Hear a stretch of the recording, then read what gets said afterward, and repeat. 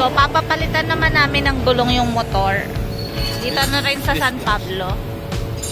Ano? Splash. B-splash daw. Hindi ko alam. Yun ang ipapalit. Ito sa design ng paano sa rally. Gusto mo yan? Apat na po kasing out po sa rally na.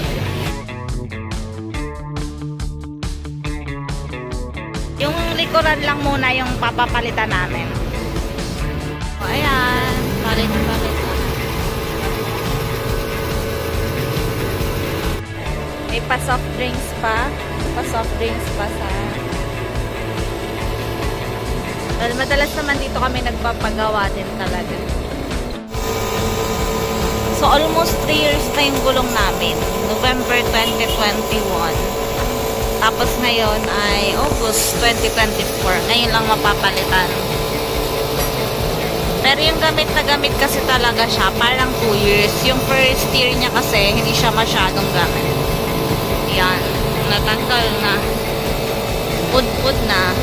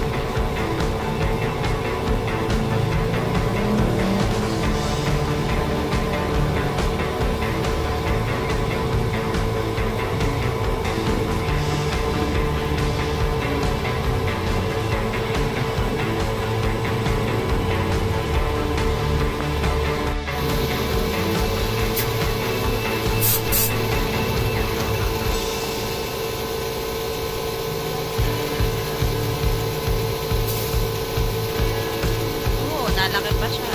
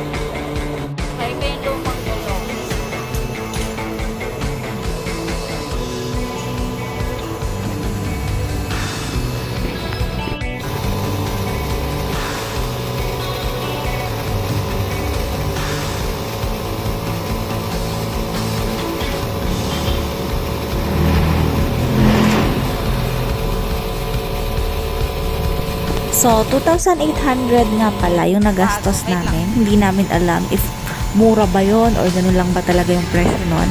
Pero 2,800 kasama na yung labor.